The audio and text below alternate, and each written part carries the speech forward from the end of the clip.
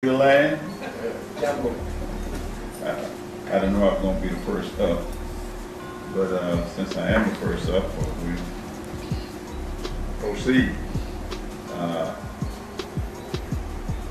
One of the things on my list that I was going to talk about today was one of the things that Malcolm said when he was alive that I think that we really need to reflect on, and that is that ignorance, he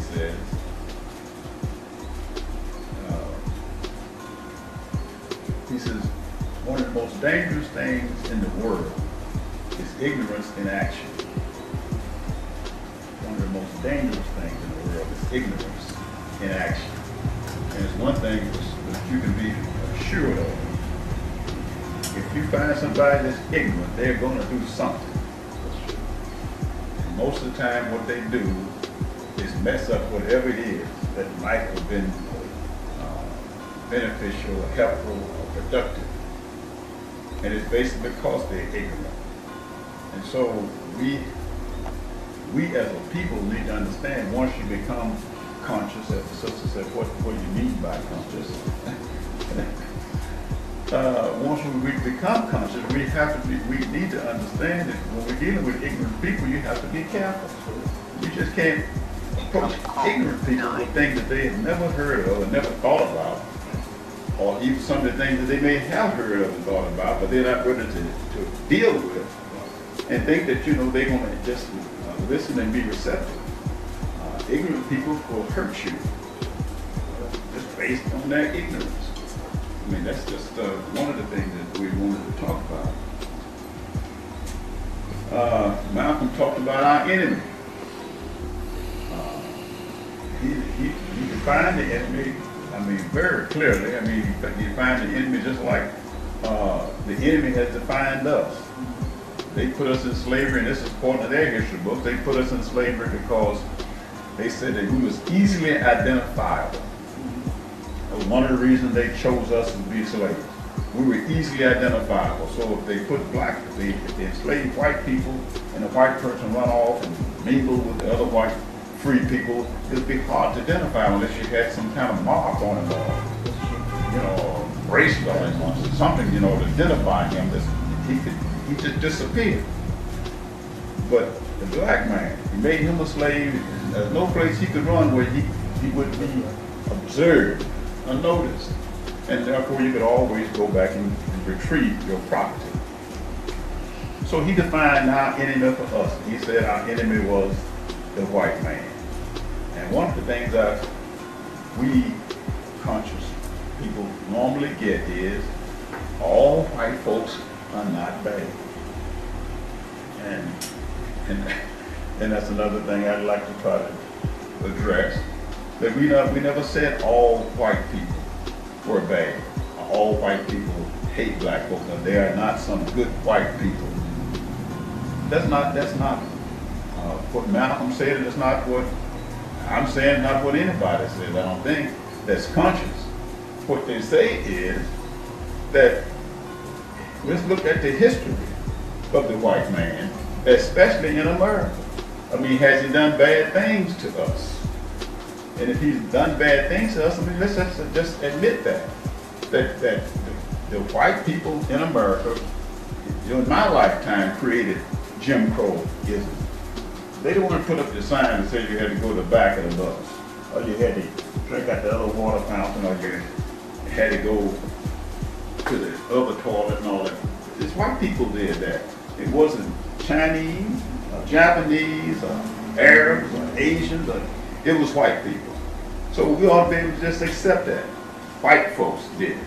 So Malcolm said that's our enemy, and I accept that. White people have been our enemy ever since we've been here. They're the one who brought us here, and they're the one who's put did all the bad things to us since we've been here. So white people are the enemy. That shouldn't be an issue among us. It shouldn't be an argument. That should be pretty much reality. The other thing I wanted to address was what is the infinite degree of insanity. And it's been said that the infinite degree of insanity is to keep doing the same thing over and over again and expecting a different result or a different outcome. That's right, bro. I mean, you've got to be out of your mind to keep doing the same thing over and over and expecting a different result. Now, Malcolm went through that just on the video just a little while ago, where he talked about we went and fought in World War I, come back and got slaughtered. Black folks. We went and fought in World War II, come back and got slaughtered. I mean, the white people, even in World War II, they were afraid of us. Some of the old veterans of World War II told me this, that they were afraid of us because they thought some of us might be intelligent. So when they went into training, they went into training using broom and sticks and mop sticks. They wouldn't give them guns because they said, you know, some of them might be intelligent. But then they found out they weren't intelligent. They were willing to go around out there and lose their lives fighting for white folks in World War II. And then they come right back and get slaughtered again. In Vietnam and Korea, same difference. Went to war with Korea, came back after Korea, got slaughtered. Vietnam, same difference. Went to war in Vietnam, come back, got slaughtered. Now they're over in Iraq. And when they come back, same old thing. Keep doing the same thing over and over and you expect a different result. It's insanity. It's the same situation when we look at some other things that are taking place among our people.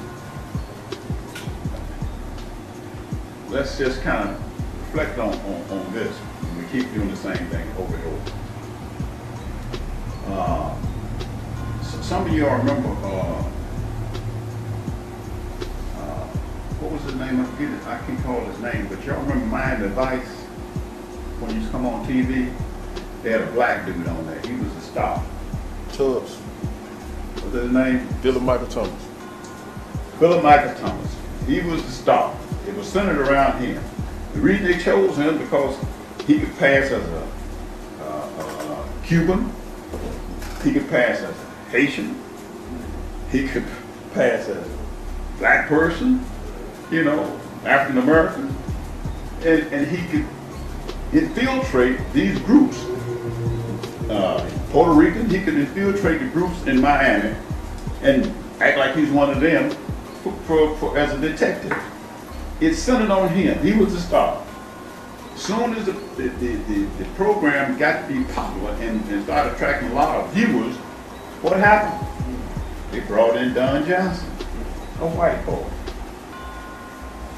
Y'all remember the NBC Today Show? The NBC Today Show ratings was at the bottom. I mean at the bottom. They had almost dropped off the radar because it was in such bad shape. So what did they do? They decided, well, we in trouble. We need somebody to kind of bring this thing back up.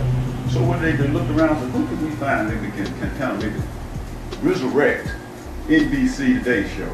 So they chose Brian Gumble. Brian Gumble comes up, put the ratings back on top for the NBC Today Show. As soon as he got it back on top, got everything going well, what they do to Brian Gumble? That's right, Katie Kirk plays center. Let's look at Larry Finch right here in Memphis. The Memphis State basketball program was going dead. Not dying, dead. Wasn't winning nothing. Didn't have no coach. You know, the program was in bad shape. So what they do, they look around and go find Finch, Larry Finch. He the one took them to the final championship in